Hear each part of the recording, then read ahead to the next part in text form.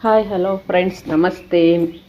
ಬನ್ನಿ ಇವತ್ತಿನ video air growth ಎಷ್ಟಾಗಿದೆ ಅಂತ ತೋರಿಸ್ಕೊಡ್ತಾ ಹೋಗ್ತೀನಿ. ನಂದು ಹೊಸ ಕ್ಲಿಪ್ಪಿಂಗಿಗೂ ಹಳೆ ಕ್ಲಿಪ್ಪಿಂಗಿಗೂ ವ್ಯತ್ಯಾಸ ನೋಡಿ. ಒಂದು ಸೈಡ್ ಇರೋಂಥ ಹೇರು ಈಗ ಎರಡು ಸೈಡಿಗೆ ಬಂದಿದೆ, ಅಷ್ಟು ತಿಕ್ಕಾಗಿದೆ. ಅದಕ್ಕೆ ಮುಂಚೆ ನನ್ನ ವಿಡಿಯೋ ಫಸ್ಟ್ ಟೈಮ್ ನೋಡ್ತಾ ಇದ್ದರೆ ಒಂದು ಲೈಕ್ ಕೊಟ್ಟು ಒಂದು ಸಬ್ಸ್ಕ್ರೈಬರ್ ಆಗಿ, ಒಂದು ಆಲ್ ಬಟನ್ ಅಂತಿರುತ್ತೆ ಸೆಲೆಕ್ಟ್ ಮಾಡಿ. ನಾನು ಮಾಡೋ ವಿಡಿಯೋ ಎಲ್ಲ ನಿಮಗೆ ಫಸ್ಟ್ ಟೈಮ್ ನೋಟಿಫಿಕೇಷನ್ ಬರುತ್ತೆ. ಹಾಗೆ ಒಳ್ಳೆ ಗುಡ್ ಕಾಮೆಂಟ್ ಹಾಕಿ. ನಿಮಗೆ ಇಷ್ಟ ಆಯಿತು ಅಂದರೆ ಯೂಸ್ ಮಾಡಿ. ಹಂಗೆ ಆಯಿಲ್ ಮಾಡ್ಕೊಳ್ಳೋದು ಅಂತೇಳಿ ಹಾಕಿದ್ದೀನಿ, ನೋಡ್ಕೊಂಡು ಅದೇ ಥರ ಆಯಿಲ್ ಮಾಡ್ಕೊಳ್ಳಿ. ನೋಡಿ ಇಷ್ಟು ತಿಕ್ಕಾಗಿದೆ. ನಿಜ ಹೇಳಬೇಕು ಅಂದರೆ ನನಗೆ 6 ಮಂತ್ ಬ್ಯಾಕು ನನಗೆ ಬುಂಡೆ ಇತ್ತು, ಕೂದಲೆಲ್ಲ ಫುಲ್ಲು ಖಾಲಿ ಇತ್ತು. ನಂದು ಬ್ಲೌಸ್ದು ಡೀಪ್ ಇದೆಯಲ್ಲ ಅದಕ್ಕಿಂತ ಮೇಲಿತ್ತು. ನಂದು ಬ್ಯಾಕ್ ಬ್ಲೌಸ್ದು ಡೀಪು ಫುಲ್ ಚೆನ್ನಾಗಿ ಕಾಣಿಸ್ತಿತ್ತು, ಅಷ್ಟು ಕೂದಲು ಕಮ್ಮಿ ಇತ್ತು. ಈಗ ನಂದು ಬ್ಯಾಕ್ ಡೀಪ್ ಕವರ್ ಆಗೋಷ್ಟು ಕೂದಲು ಬೆಳೆದಿದೆ. ನಂದು ಹಳೆ ಕ್ಲಿಪ್ಪಿಂಗಿಗೆ ನೀವು ಹೋಗಿ ನೋಡ್ಬೋದು. ನಾನು 3 ಕ್ಲಿಪ್ಪಿಂಗ್ ಹಾಕಿದ್ದೀನಿ, ಇದು 4ನೇ ಕ್ಲಿಪ್ಪಿಂಗು. ಫಸ್ಟ್ ಕ್ಲಿಪ್ಪಿಂಗಿಗೂ 2ನೇ ಕ್ಲಿಪ್ಪಿಂಗು 3ನೇ ಕ್ಲಿಪ್ಪಿಂಗು ನನ್ನ ಹೇರ್ ಎಷ್ಟು ವ್ಯತ್ಯಾಸ ಆಗಿದೆ ಅನ್ನೋದು ನಿಮಗೇ ನೋಡಿದ್ರೆ ಗೊತ್ತಾಗುತ್ತೆ. ಯಾರಿಗೂ ಒಂದೇ ತಿಂಗಳಲ್ಲಿ 15 ದಿವಸದಲ್ಲೆಲ್ಲ ಕೂದಲು ತುಂಬ ಉದ್ದ ಬೆಳೆಯಲ್ಲ. ಒಂದು 6 ಮಂತ್ 1 ಇಯರ್ ಆದರೂ ಬೇಕಾಗುತ್ತೆ ಚೇಂಜಸ್ ಆಗೋಕ್ಕೆ. ನೋಡೋಣ, ನಂದು 6 ಮಂತ್ ಆಗಿದೆ. 6 ಮಂತ್ಗೆ ಇಷ್ಟು ವ್ಯತ್ಯಾಸ ಕಾಣಿಸ್ತಾ ಇದೆ. ನೆಕ್ಸ್ಟ್ 1 ಇಯರ್ ಅಷ್ಟೊತ್ತಿಗೆ ಎಷ್ಟು ವ್ಯತ್ಯಾಸ ಆಗುತ್ತೆ ಅನ್ನೋದು ಇನ್ನೆರಡು ಕ್ಲಿಪ್ಪಿಂಗ್ ಹಾಕ್ತೀನಿ. ನಿಮಗೆ ಏನು ಅನ್ನಿಸ್ತು, ನಿಮಗೂ ಚೇಂಜಸ್ ಆಗಬೇಕು ನಮ್ಮ ಹೇರಲ್ಲೋ ಅನ್ನೋದೇನಾದ್ರು ಇದ್ದರೆ, ಕಮ್ಮಿ ಇದೆ ಕೂದಲು ನನಗೂ ಜಾಸ್ತಿ ಆಗಬೇಕು ಅಂತ ಏನಾದ್ರು ನಿಮಗೂ ಅನಿಸುತ್ತೆ ಅನ್ನೋದಿದ್ದರೆ ಈ ವಿಡಿಯೋ ನೋಡಿ ನೀವು ಕೂಡ ಹೇರ್ನ ಗ್ರೋತ್ ಮಾಡ್ಕೋಬೋದು. ಏನೆಲ್ಲ ಆಯಿಲ್, ಯಾವ ಥರ ಏನೆಲ್ಲ ಐಟಮ್ಸ್ ಹಾಕಿ ಆಯಿಲ್ ಮಾಡ್ಕೊಂಡಿದ್ದೀನಿ ಅಂತ ನಾನು ವಿಡಿಯೋ ಹಾಕಿದ್ದೀನಿ. ನಿಮಗೆ ಇಷ್ಟ ಆಯಿತು ಅನ್ನೋದಿದ್ದರೆ ವಿಡಿಯೋಸ್ನ ಫುಲ್ ನೋಡಿ ನೀವೇ ಕೂದಲು ಬೆಳೆಸ್ಕೊಳ್ಳಿ ಫ್ರೆಂಡ್ಸ್. ನೋಡಿ, ನನಗೆ ಜಡೆ ಎಣೆಯೋದಂತಂದರೆ ಎಣೆಯೋಕ್ಕೆ ಆಗ್ತಾನೆ ಇರಲಿಲ್ಲ. ಹಾಗೆ ಹಿಂಗೆ ನುಲ್ದಿ ಒಂದು ಕ್ಲಿಪ್ ಮೇಲೆ ಆಗ್ತಾಯಿದೆ ಅಷ್ಟೇ. ಈಗ ಎಣ್ಕೊಂಡು ಕೂಡ ನಾನು ಜಡೆ ಹಾಕ್ಕೊಳ್ತಾ ಇದ್ದೀನಿ, ಅಷ್ಟು ಕೂದಲು ಜಾಸ್ತಿ ಆಗ್ತಾಯಿದೆ. ಖುಷಿ ಆಗ್ತಾಯಿದೆ ನನಗಂತೂ ಹೇಳ್ಕೊಳ್ಳೋದಕ್ಕೆ. ತುಂಬಾ ನಾನು ಚಿಕ್ಕ ವಯಸ್ಸಿಂದನೂ ಕೂದಲು ಕಮ್ಮಿನೇ ಅನ್ನಿ, ಆದ್ರೂ ನಾನು ಎಷ್ಟೇನು ತಲೆ ಕೆಡಿಸ್ಕೊಂಡಿರಲಿಲ್ಲ ಕೂದಲು ಬೆಳೆಸ್ಬೇಕು ಅಂತ.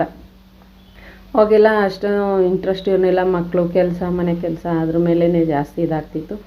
ಈಗಂತೂ ತುಂಬ ಜಾಸ್ತಿನೇ ಉದುರೋದ್ಮೇಲಂತೂ ಬುಂಡೆ ಎಲ್ಲ ಕಾಣಿಸ್ತೈತೆ ಮೇಲೆ, ತಲೆ ಮೇಲೆ ಅಂತ ನೋಡಿದಾಗಂತೂ ತುಂಬ ಹಿಂಸೆ ಆಯ್ತಿತ್ತು. ಆವಾಗಲಿಂದ ಸ್ವಲ್ಪ ಟ್ರೈ ಮಾಡಿದೆ. ನೋಡೋಣ, ನಾವು ಯಾಕೆ ಟ್ರೈ ಮಾಡಬಾರ್ದು. ಅದು ನಾನು ಯೂಟ್ಯೂಬಿಗೆ ಬಂದಮೇಲಂತೂ ತುಂಬಾ ಫ್ರೆಂಡ್ಸ್ಗಳೆಲ್ಲ ಆಗ್ತಿರ್ತಾರಲ್ಲ ಆಯಿಲ್ ಮಾಡೋದೆಲ್ಲ ನೋಡಿ ನನಗೂ ಇಂಟ್ರೆಸ್ಟ್ ಆಯಿತು. ಅದಕ್ಕೆ ನಾನು ಟ್ರೈ ಮಾಡಿದೆ. ನೋಡಿ, ಕೊಬ್ಬರಿ ಎಣ್ಣೆ ಒಂದು ಪ್ಯಾಕೆಟ್ ತೊಗೊಂಡಿದ್ದೀನಿ, ಅರ್ಧ ಲೀಟ್ರದು. ಅದನ್ನು ಫುಲ್ ಪಾತ್ರೆಗೆ ಶಿಫ್ಟ್ ಮಾಡ್ಕೊತಾ ಇದ್ದೀನಿ. ಇದು ಪಾತ್ರೆಗೆಲ್ಲ ಹಾಕ್ಕೊಂಡಾದ್ಮೇಲೆ ಆಮೇಲೆ ಅದು ಟೈಮ್ ಎಕ್ಸ್ಪೈರಿ ಡೇಟ್ ಇದೆಯಾ ಏನು ಎಲ್ಲ ನೋಡ್ಕೊಂಡು ಹಾಕಿ.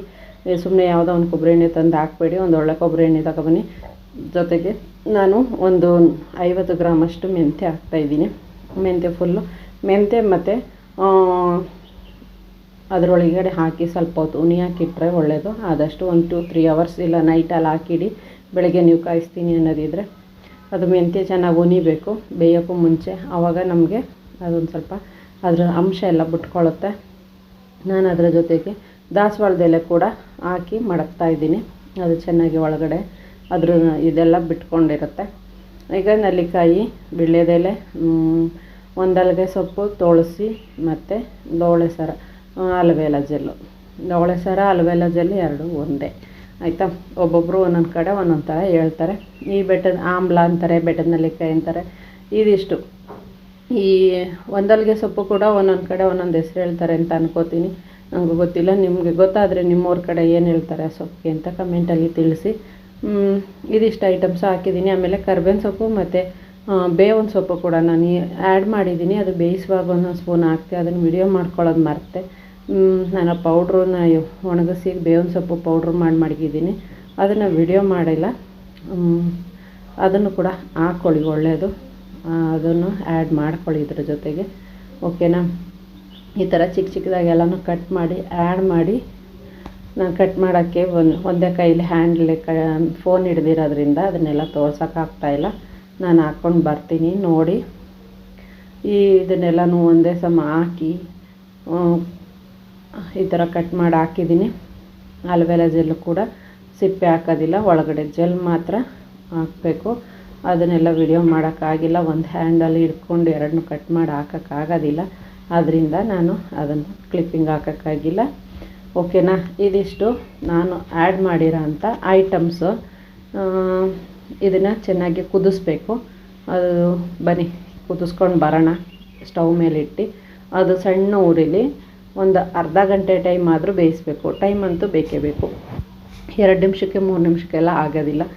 ಸಣ್ಣ ಉರಿಲಿ ಬೇಯಕ್ಕೆ ಇಟ್ಬಿಟ್ಟು ನೀವು ಬೇರೆ ಯಾವ್ದಾದ್ರು ಕೆಲಸ ಮಾಡ್ಕೋಬೋದು. ಆಗ ಕೈ ಆಡಿಸಿದ್ರೆ ಸಾಕು, ಅದು ಬೇಯ್ತಾ ಇರುತ್ತೆ. ನೋಡ್ಕೋಬೇಕಷ್ಟೇ ಆವಾಗವಾಗ. ಯಾಕೆ ಅಂದರೆ ಅದರದ್ದು ಕಲರ್ ಚೇಂಜ್ ಆಗಬೇಕು. ಕಲರ್ ಚೇಂಜ್ ಆದರೆ ಗೋಲ್ಡನ್ ಬ್ರೌನ್ ಕಲರ್ ಬರಬೇಕು, ಆಗಲೇ ಅದು ಫುಲ್ಲು ಬೆಂದಿದೆ ಅಂತ ಅರ್ಥ. ಓಕೆನಾ. ಈಗ ಅದು ಚೆನ್ನಾಗಿ ಬೆಂದಿದೆಯಾ ಇಲ್ವಾ ನೋಡ್ತಾ ಹೋಗೋಣ. ನಾನಂತೂ ಬೇಯಿಸ್ತಾ ಹೋಗ್ತಾಯಿದ್ದೀನಿ. ಸಣ್ಣ ಉರಿಲಿ ಬೇಯ್ತಾ ಇರಬೇಕು. ಅದು ಸಣ್ಣ ಉರಿಲಿ ಬೇಯ್ತಾ ಹೋದರೆ ಅದು ಚೆನ್ನಾಗಿ ಇದು ಅದರ ಅಂಶಗಳೆಲ್ಲ ಬಿಟ್ಕೊಳ್ಳುತ್ತೆ ಬೆಟ್ಟಗೆ. ಹಾಗೆ ಜೊತೆಗೆ ನಾವು ಹೊಟ್ಟೆಗೂ ಕೂಡ ತಿನ್ನಬೇಕು ಫ್ರೆಂಡ್ಸ್. ಯಾವುದೇ ಕಾರಣಕ್ಕೂ ಬರೀ ಎಣ್ಣೆ ಹಾಕಿದ್ರೆ ಮಾತ್ರ ಸಾಕಾಗೋದಿಲ್ಲ. ನಾವು ಜೊತೆಗೆ ಒಂದು ಸ್ವಲ್ಪ ನೆಲ್ಲಿಕಾಯಿ ತಿಂತಾ ಹೋಗಬೇಕು, ವೀಳ್ಯದೆಲೆ ತಿನ್ನಬೇಕು, ತುಳಸಿ ತಿಂತಾ ಇರಬೇಕು ಆಗಾಗ. ಮತ್ತು ಈ ಕಾಳುಗಳದ್ದು ಮೆಂತ್ಯದಿಟ್ಟು ಅಂತೆಲ್ಲ ಹೇಳ್ತಾರಲ್ಲ, ಉದ್ನಿಟ್ಟು ಮೆಂತ್ಯದಿಟ್ಟು ಒಂದೊಂದು ಸೈಡಲ್ಲಿ ಹೇಳ್ತಾರೆ. ಆ ಥರದ ಐಟಮ್ಸ್ಗಳು ಕೂಡ ನೀವು ಪ್ರೋಟೀನ್ ಡ್ರಿಂಕ್ಸ್ ಥರ ಮಾಡ್ಕೊಂಡು ಕುಡಿಬೋದು, ಇಲ್ಲ ಮುದ್ದೆ ಥರ ಮಾಡ್ಕೊಂಡು ತಿನ್ಬೋದು. ಅದನ್ನು ಮಾಡಬೇಕು ಜೊತೆಗೆ. ಮತ್ತು ಒಳ್ಳೆ ಫ್ರೂಟ್ಸ್ಗಳು ತಿಂತಾ ಇರಬೇಕು ಆವಾಗವಾಗ. ಆಗ ನಮ್ಮ ಕೂದಲು ಸ್ವಲ್ಪ ತಿಕ್ಕಾಗಿ ಬೆಳೆಯೋಕ್ಕೆ ಸ್ಟಾರ್ಟ್ ಆಗುತ್ತೆ. ಬರೀ ಎಣ್ಣೆ ಹಾಕ್ಬಿಟ್ರೆ ನಮಗೆ ಬೆಳೆಯುತ್ತೆ ಅನ್ನೋದೆಲ್ಲ ಸುಳ್ಳು. ಜೊತೆಗೆ ತಿಂದ್ರೇ ಮಾತ್ರ ಆಗೋದು. ನೋಡಿ ಗೋಲ್ಡನ್ ಬ್ರೌನ್ ಕಲರ್ ಬಂದಿದೆ. ಮತ್ತು ಎಣ್ಣೆ ಕಲರ್ ಚೇಂಜ್ ಆಗಬಾರ್ದು. ಈ ಐಟಮ್ಸ್ ಅಷ್ಟೇ ಕಲರ್ ಚೇಂಜ್ ಆಗಬೇಕು. ನೋಡಿ ಎಣ್ಣೆ ಇನ್ನೂ ಚೇಂಜ್ ಆಗಿಲ್ಲ. ಅಷ್ಟರೊಳಗಡೆ ಇಳಿಸ್ಕೊಳ್ಳೋಣ, ಇಲ್ಲಾಂದರೆ ಕಪ್ಪಾಗ್ಬಿಡುತ್ತೆ ಫುಲ್ಲು. ಎಣ್ಣೆ ಕಪ್ಪಾಗ್ಬಿಡುತ್ತೆ. ಎಣ್ಣೆ ಕಪ್ಪಾಗೋದು ಬೇಡ. ಇದಿಷ್ಟು ಐಟಮ್ಸು ಈ ಥರ ಕಲರ್ ಚೇಂಜ್ ಆದರೆ ಸಾಕು. ಇದನ್ನು ಸ್ವಲ್ಪ ಹಾಗೆ ಆರಕ್ಕೆ ಮಾಡೋಕ್ಬಿಟ್ಟು ಒಂದು ನೈಟ್ ಫುಲ್ಲು ಬೆಳಗ್ಗೆ ಎತ್ತಿ ಈ ಥರ ಫಿಲ್ಟ್ರ್ ಮಾಡ್ಕೊಳ್ಳಿ. ನಾನು ಫಿಲ್ಟ್ರ್ ಮಾಡೋದು ಮರೆತೆ ಕ್ಲಿಪ್ಪಿಂಗ್ ಮಾತ್ರ ಹಾಕಿದ್ದೀನಿ. ನೋಡಿ ಈ ಥರ ಒಂದು ಬಟ್ಟೆ ಹಾಕ್ಬಿಟ್ಟು ಗ್ಲಾಸ್ಗೆ ಗಾಜಿನ ಬಾಟ್ಲುಗಳಿರ್ತಾವಲ್ಲ ಮನೇಲಿ ಏನಾದ್ರು ತಂದಿರೋದು, ಜೇನುತುಪ್ಪ ಮತ್ತು ತುಪ್ಪ ಇದನ್ನೆಲ್ಲ ತಂದಿರೋದಿರುತ್ತಲ್ವ, ಲಯನ್ ಡೇಸು ಇದೇನಾದ್ರು ತಂದಿರೋದು ಬಾಟ್ಲುಗಳು ಉಳಿದಿರುತ್ತಲ್ಲ ಆ ಬಾಟ್ಲಿಗೆ ಶಿಫ್ಟ್ ಮಾಡಿಕೊಂಡ್ರೆ ಸಾಕಾಗುತ್ತೆ.